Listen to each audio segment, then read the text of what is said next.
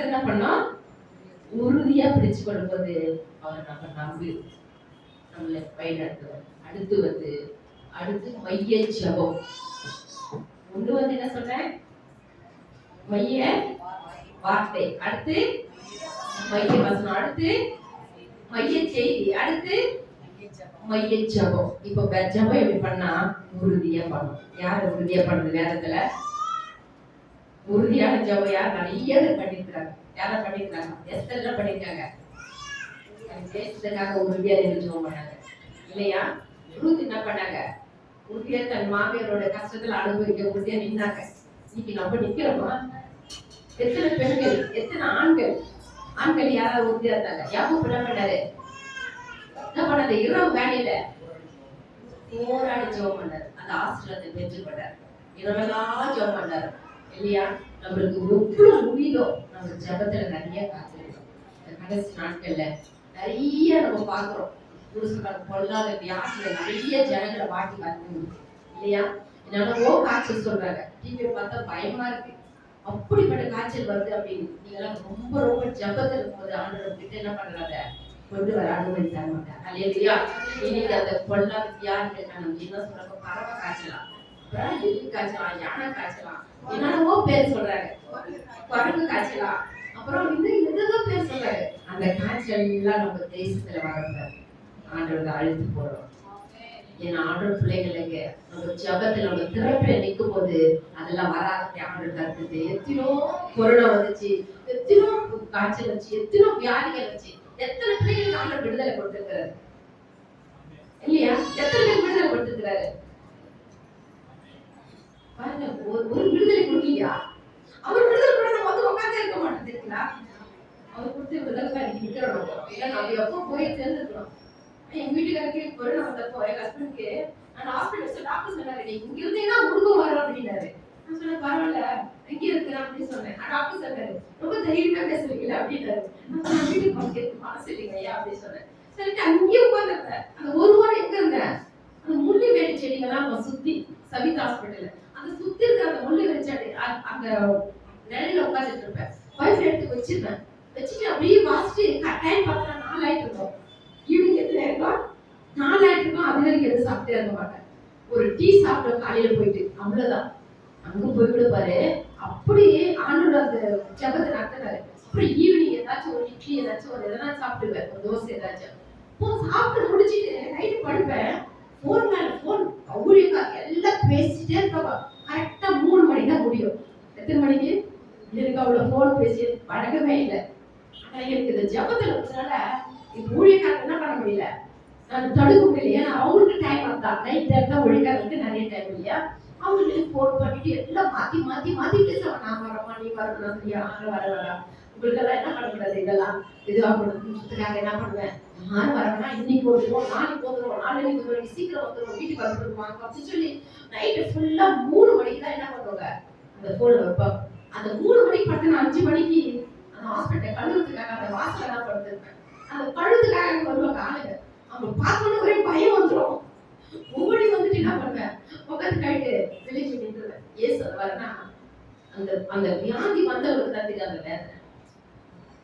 அந்த இடத்துல எவ்வளவு பேருக்காக ஆகும் ஜோமான தெரியுங்களா? அந்த இடத்துல உட்கார்ந்து அந்த போராட்ட வரல பார்த்து அந்த கண்ணீரோட போராட்டத்துக்கெல்லாம் ஜோமான எனக்கு ஒரு பெரிய ஊழியமாவே இருந்துச்சு. அந்த 5 நாளா ஒவ்வொரு டிஃபனோட அப்படியே டஸ்ட்பின்ல போட்டுருவேன். வீட்டுல இருந்து சாப்பாடு வரும், அப்படியே டிஃபனோட அப்படியே தூக்கி போட்டுருவேன். ஏன்னா அந்த டிஃபன் பண்ணிட்டு அதை கழுவ முடியாது எனக்கு. ஏன்னா அந்த தண்ணி அங்க இருக்குன்னு தெரியாது. அப்படியே அந்த டிஃபன் அப்படியே போட்டு வந்துடுவேன். போட்டு வந்து அப்படியே உட்காந்து அப்படியே ஜோமிட்டு ஆண்டுவிட்டேன். அந்த பக்கத்துல ஒரு கடை இருக்கு, அங்க போயிட்டு ஒரு டீ சாப்பிடுறது உட்காரு. ஏன் சொல்ல வரேன்னா அந்த ஜபம் தான் நம்ம நினைக்க வச்சிருக்கு. அல்லேலூயா. அந்த ஜபத்தை என்ன பண்ணணும்ப்போ அநேகருக்கு நம்மளும் ஜெபிக்கணும், நம்மளுக்காக ஜெபிக்கணும். ஆனா நம்மளுக்காக ஜெபிக்கிற சொல்ல அதனால வியாதி படிக்கிற பிள்ளைகளுக்காக நம்ம ஜெபிக்க போறோம். இந்த நாட்கள் கூட நிறைய பேர் ஆக்சிடென்ட் அது இதுன்னு நிறைய குறிப்புங்க வந்துட்டே இருக்கு. ஆனா ஆண்டவர் என்ன பண்ற நம்மள ஜெபிக்க வச்சிருக்கிறார். அல்லேலூயா. யார் அந்த வார்த்தையோட நல்லா ஜெபிக்கிறீங்க? ஜப நேரத்தை யாராவது குறிப்பெல்லாம் வச்சு ஜெபிக்கிறீங்க? அம்மா உங்கதான் கை தட்டாங்க, அவங்க நல்லா கை தட்டுங்க. அவங்க ஆண்டவர் சுகத்தை வந்து ஆண்டவர் கொண்டு வரணும். இன்னும் நிறைய ஜெபிக்க வைக்கணும். ஏன்னா நிறைய நம்ம ஜெபிக்கல, கடைசி நாட்கள வேதத்தை நிறைய வாசிக்கணும், நிறைய ஜெபிக்கணும். அதனால இன்னைக்கு இந்த குறிப்பு மாத்திரம் நம்ம ஜெபிக்க போறோம். வியாதி படுகை இருக்கிற பிள்ளைங்க இன்னைக்கு அந்த வியாதினால கண்ணீரோடு அப்படின்ற அந்த குடும்பமே கண்ணீர் வெட்டிட்டு கொடுத்தாங்க. அப்படிப்பட்ட குடும்பங்களுக்காக நம்ம என்ன பண்ணோம், அந்த வியாதிக்கு அந்த யாருக்கு அந்த வியாதி வந்து பொல்லா வியாதி நிறைய வந்து என்னென்னவோ வியாதி சொல்லுவாங்க, சுகரு, பிபி, அப்புறம் கேன்சரு, நுரையீரல், அது இது நிறைய பொல்லாத வியாதி நிறைய வந்துட்டே இருக்கு. இந்த ஃபீவர் அது நிறைய வியாதி, அந்த வியாதிகள் நம்ம தேசத்துக்கு வரல, அது செயலுக்கு போனோம்.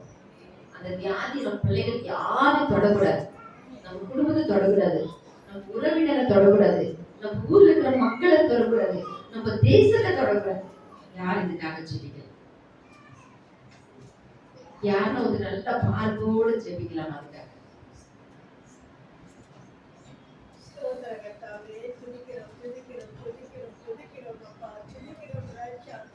பரிகாரியே பரம வைத்தியரே இயேசு மகராஜா துதிக்கிறோம் அப்பா. ராஜா நீ மூடி செய்த நாட்களே வியாதிகளை கண்டு மன துருகினீரே, உமக்கு ஸ்தோத்திரம் ஐயா, ஸ்தோத்திரம் ஐயா. ராஜா நீ ஒரு வார்த்தை சொன்னால் போதும் ஐயா, சுகம் உண்டாகும் ஐயா, அற்புதம் நடக்கும் தரப்படே.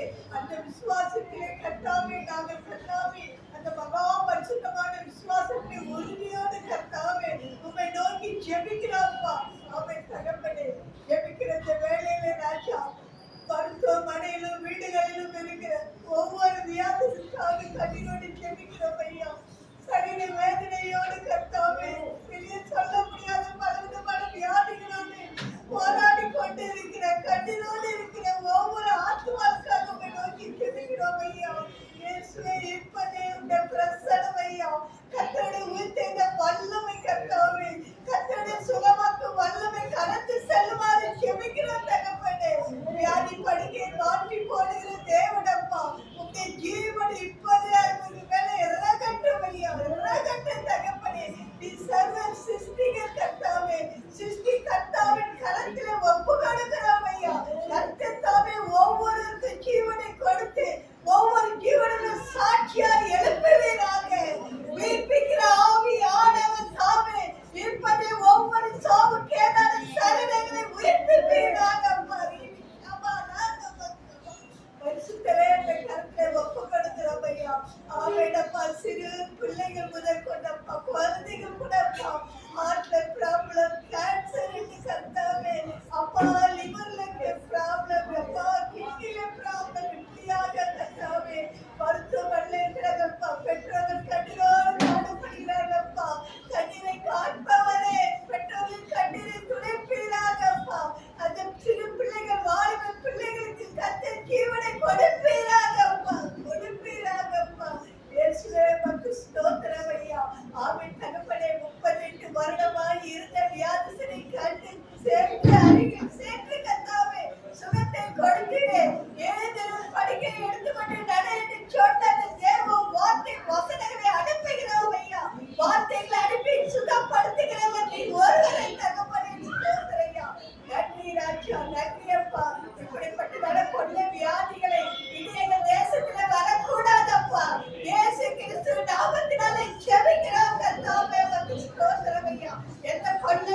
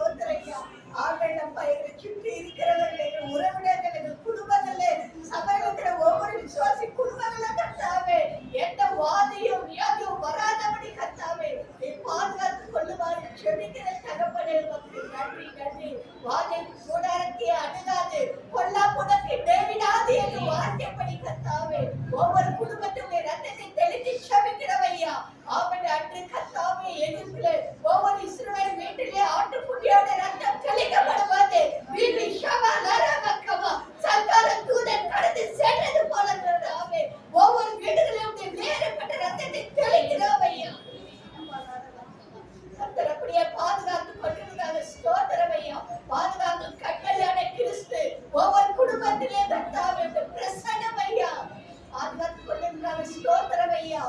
வியாதினாலே அப்பா பயந்து நடுங்கி அடுத்த நிமிஷம் கேட்ட பாபுவா என்று கர்த்தாவை கத்தரிகிற கர்த்தர் ஒவ்வொருவரையும் கர்த்தர் தாமே அப்பா மரணத்துக்கு அதிபதியான பிசாசானவரை நீ மரணத்தினாலே ஜெயித்தீர் ஐயா. ஜீவ காலமெல்லாம் மரண பயத்தினால் இருக்கிறது கர்த்தர் நீர் அப்படியே கர்த்தாவே பிசாசையா சிலுவையிலே அடித்து போட்டீரப்பா. உமக்கு ஸ்தோத்திரம் ஐயா. ஒவ்வொருவருக்கும் கர்த்தர் ஜீவாதிபதியாய் கர்த்தர் ஜீவனை கொடுத்ததுக்காக ஸ்தோத்திரம் ஐயா. திருடவும் கொள்ளவும் அழிக்குமே வருகிறார் என்று வேறு ஒன்றுக்கு வரா. நானும் ஜீவன் உண்டாயிருக்கவும் அது பரிபூர்ணப்படவும் வந்தேன் சொன்னேன். கர்த்தருடைய பரிபூர்ண சுகம் பரிபூர்ண ஜீவன் ஐயா. ஒவ்வொரு வியாசத்துக்கு கர்த்தர் கொடுத்ததுக்காக ஸ்தோத்திரம் ஐயா. கர்த்தர் அப்படியே தேசத்தை கர்த்தர் ஆசீர்வதித்து எந்த வியாதி இல்லை என்று கர்த்தாவே, எந்த வாதில் இல்லை என்று கர்த்தாவே, கர்த்தர் எங்கள் தேசத்தை பாதுகாத்து கொண்டதுக்காக கோடி கோடி ஸ்தோத்திரம் ஐயா. கர்த்தர் ஜெபத்தை கேட்டதுக்காக ஸ்தோத்திரம். சகல துதிகர மகிமை உமக்கே செலுத்துகிறேன். இயேசு கிறிஸ்து நாமத்திலே ஜெபிக்கிறேன் எங்கள் நல்ல பிதாவே. ஆமென் ஆமென். அப்போ மருத்துவ சிப்புராளுக்கும் பூவாளுக்கும் என்ன இல்ல நல்ல இயேசு மருத்துவர். ஹல்லேலூயா. மருத்துவர் வந்து பரிகாரி அவருடைய வியாதியை போக்கி நல்ல சுகத்தை கொடுக்கிற அவரை நம்ம புரிஞ்சுக்கொள்ளும் ஆண்டவரோட சுகத்தை கொடுப்பார். அடுத்து வந்து கடைசியா நம்ம ஜெபிச்சு முடிக்க போறோம். அதாவது நம்ம வந்து நிறைய நீங்க வரீங்க, இதெல்லாம் வரப்போ என்ன பண்ணுங்க, நோட்ஸ்ல என்ன பண்ணுங்க, கொடுக்குற வசனங்கள்லாம் எடுத்து என்ன பண்ணுங்க, எழுதிக்கிங்க. ஏன்னா நீங்க வீட்டுல போனா இது உங்களுக்கு பயன்படும். இவ்வளவு வசனம் வருது, இவ்வளவு எழுதுறீங்க, எழுது தெரிஞ்சுட்டு என்ன பண்ணுங்க, எழுது தெரியாதுங்க ஓகே பரவாயில்ல, எழுது தெரிஞ்சு என்ன பண்ணுங்க, அது எழுத கொடுத்து பிரயாசப்படுங்க. ஜோ பண்ணி நம்ம வந்துக்கோம். பாவம் ஸ்தோத்திரம் ஸ்தோத்திரம் ஸ்தோத்திரம் ஸ்தோத்திரியா. இந்த நாள் கூட ஏசப்பா நாங்கள் கேட்ட வார்த்தைப்படி சிப்போரால பூவால ஏசப்பா கர்த்தருக்கு பயந்து வாழ்ந்தார்கள் என்று சொல்லி நாங்கள் பார்க்கிறோம். அப்பா உம்முடைய பிள்ளைகளை, உம்முடைய ஊழியக்கார பிள்ளைகளை, பெரிய தீர்க்கதரிசிகளை காப்பாற்றினாங்க ஏசப்பா. அந்த பார்வோன் எதிர வந்த போது கூட அதை விரட்டி அவங்க மோசையை காப்பாற்றி 5 புத்தகங்கள் எழுதி அதிலிருந்து நாங்கள் தெரிந்து கொள்ள அநேக காரியங்களை கொடுத்தீங்களே உங்க நன்றியோடு ஸ்தோத்திரிக்கிறப்பா. மத்தேயுல நாங்கள் 2 வாசிக்கும் போது அப்பா ஸ்தோத்திரம் ஏசப்பா உமக்கு விரோதமா எழுப்பிட அந்த ஏறுதை ஏசப்பா பிறந்ததை கேட்கும் போதே கலைகிறான்னு சொல்லி நாங்கள் பார்த்தோம்ப்பா. ஆனால் ஆண்டவரே அதற்குள்ள அவன் மறுத்த பிறகு அவன் அவனை விட்டு கடந்து போன பிறகு ஏசப்பா நீங்க உங்களோட வந்து உண்மை ஆண்டவரே நீர் தாமே அப்பா ஸ்தோத்திரம் இந்த உலகத்துக்கு வந்தீங்கப்பா. எங்களுடைய பாவங்களுக்காக, எங்களுடைய மீறுதலுக்காக, எங்களுடைய அக்கிரமத்துக்காக நீர் வந்து அப்பா, நீர் பிறந்து நீர் வளர்ந்து அப்பா உங்களுடைய ஊழியத்துல எங்களெல்லாம் உங்களுடைய பிள்ளைகளை ரட்சித்து நீங்கள் அப்பா ஸ்தோத்திரப்பா. நாங்கள் பாவத்துல வாழ்ந்திருந்தோம், எங்களை ரட்சித்தீங்க. அந்த ரட்சிப்புக்காக அதை ஏறுவது மறுத்தது பட்டு போன ஏசப்பா. அது போல உங்களுடைய பிள்ளைகளுக்கு விரோதமாய் எழுப்புகிற அப்பா ஸ்தோத்திரையா ஏறுவதின் அசுத்த ஆவிகள் எங்களை அப்பா ஸ்தோத்திரம் எங்களை எங்கள் குடும்பங்களை எங்கள் ஊழியர்களை அணுகாதபடி உங்களுடைய கிருபையினால் எங்களை மூடி பாதுகாத்து அப்பா நீர் வந்து எங்களை ரட்சித்தது போல நாங்கள் அநேகரும் ரட்சிப்பாட்டை நடத்த ஒப்பு கொடுக்கிறேன். எங்களை தகுதிப்படுத்துங்கப்பா. அநேகரும் வண்டை நாங்கள் கொண்டு வரணுமே. இந்த கடைசி நாட்கள்ல உண்மை அறியாதவர்கள் எவ்வளவு பேர் இருக்காங்கப்பா, எவ்வளவு பேருக்கு உங்களை பற்றி தெரியலப்பா. அவர்கள் தெரிந்துகளை எங்களை ஆண்டவரே எடுத்து பயன்படுத்துங்க. உடைய கருத்துல நாங்கள் ஆண்டவரே ஒரு களிமண் ஏசப்பா நீங்க அப்பா உங்களுடைய இஷ்டப்படி எடுத்து எங்களை பயன்படுத்துங்க. வந்திருக்கிற பிள்ளைகள் அப்பா ஸ்தோத்திரியா அப்பா அந்த கர்த்தருடைய பயத்தோடு இருக்க கிருபை தாங்கப்பா ஸ்தோத்திரம். அந்த 16 அப்பா நீதிபதிகள் நாங்கள் வாசித்தது போல எங்கள் நடைகள் உறுதியா இருக்கட்டும் ஏசப்பா, எங்கள் யோசனைகள் உறுதியா இருக்கணும்ப்பா, நாங்கள் நீதி செய்தல் உறுதியா இருக்கணும்ப்பா. அப்படிப்பட்டதான காரியங்கள் இதயத்தில் நாங்கள் வைத்து நாங்கள் செபிக்க கிருபை தாங்கப்பா. உமக்கு ஸ்தோத்திரம் உமக்கு ஸ்தோத்திரம் உமக்கு ஸ்தோத்திரையா. இந்த நாள்ல கூட வந்திருக்கிற பிள்ளைகளுக்காக ஜெபிக்கிற ஒவ்வொரு ஆண்டவரே அப்ப அந்த பாதத்துல காத்திருந்து போகும்போது ஒரு பெரிய விடுதலை கிடைக்கும்படியா கர்த்தர் பேசப்பா. நீர்த்தாம ஒரு விடுதலை கொடுத்து விடுதலையோட இந்த இடத்துக்கு கடந்து போகவும் குடும்பத்துல எந்தெந்த காரியத்துல விடுதலை இல்லையோ அந்த காரியங்களை விடுதலை கொடுத்து ஒவ்வொரு பிள்ளைகள் குடும்பங்களிலும் அதிசயங்கள் அற்புதங்கள் நடக்கட்டும். நான் பிரேயருக்கு இந்த பாஸ்டிங் உபவாச பிரேயர் கலந்து கொண்டேன். எனக்கு ஒரு பெரிய விடுதலை கிடைத்தது. இந்த பிள்ளைகள் வந்து சாட்சி சொல்லணும்ப்பா. சொல்லிட்டாங்கப்பா ஸ்தோத்திரம். இதற்காக பிரயாசப்படுகிற அருமையான சகோதரிக்காக ஜெபிக்கிறோம். அவர் குடும்பத்துக்காக ஜெபிக்கிறோம். என் தேவன் தாமே ஏசப்பா இன்னும் அவன் எடுத்து பலப்படுத்துங்கப்பா, பலப்படுத்துங்க. இன்னும் ஆண்டவரே ஓட வேண்டிய ஓட்டத்துக்கு ஓட முடியாத கிருபை தாங்கப்பா. எந்த பலவீனம் அணுகாதபடி நீர் தாமே ஏசப்பா எங்க கொண்டு போனாங்க, கொண்டு போய் உங்களுடைய பிள்ளைகளை ஆதாயமாக்க, அழித்து கொடுக்கிற ஆத்மாக்களை ஆதாயமாக்க நீர் அப்படிப்பட்டதான இடத்துக்கு கொண்டு போய் அந்த ஜீவனை ஆண்டவரே அந்த பாஸ்போர்ட் அந்த மனுஷங்களை ஆதாயமாக்கி உம்மண்டைக்கு கொண்டு வர, உங்களுடைய ஆலயத்துக்கு கொண்டு வர அந்த கிருபை இன்னும் பெருகட்டும் ஐயா. நாள்ல வந்திருக்கிற எல்லாருக்கும் நாங்க ஜெபிக்கிறோம். ஊழியக்காரனோட எல்லாருக்கும் நாங்க ஜெபிக்கிறோம். எல்லாரையும் ஒப்பு கொடுத்து நாங்கள் ஜெபிக்கிறோம். நாங்கள் அப்பா ஸ்தோத்திரம். அந்த கடைசி நாட்களில இன்னும் நாங்கள் உமக்கு பயந்து நடக்க கிருபைத்தாங்க. இந்த நாள் கூட ஏசப்பா இன்னும் அடியானி கூட ஒப்பு கொடுக்குற ஏசப்பா நீர் தாமே எங்களை பொறுப்பெடுங்கப்பா. மீதமுள்ள நேரத்தை நீங்க பொறுப்பெடுத்து நடத்துங்க. உங்களுடைய கருத்தை நாங்கள் ஒப்பு கொடுக்கிறோம் ஏசப்பா. நீர் பேசணும்ப்பா. இன்னும் நாங்க கேட்க வேண்டிய வார்த்தைகள், இன்னும் பாட வேண்டிய பாட்டு, இன்னும் துதிக்க வேண்டியவர்கள், இன்னும் ஜெபிக்க வேண்டியவர்களை இன்னும் எங்களுக்கு கொண்டவரே இன்னும் கொடுக்கும்படி கருத்தை ஒப்பு கொடுக்கிறோம். நாங்கள் விழுத்திருக்க கிருபைத்தாங்க. வசதியோ சோர்வோ தூக்கமோ எங்களை அணுகாதபடி நீர் தாமே எங்களை இன்னும் பலப்படுத்தி அப்பா உற்சாகத்தில் நடத்தும்படி எங்கள் ஒவ்வொரு ஒப்பு கொடுக்கிறோம். பொறுப்பெடுங்க, வழி நடத்துங்க. இன்னும் வர வேண்டிய பிள்ளைகளை கொண்டு வாங்க. உங்களுடைய கருத்திலைகளை தாங்குகிறோம். புதிய கணவர்கள் உங்களுக்கு ஜீவனை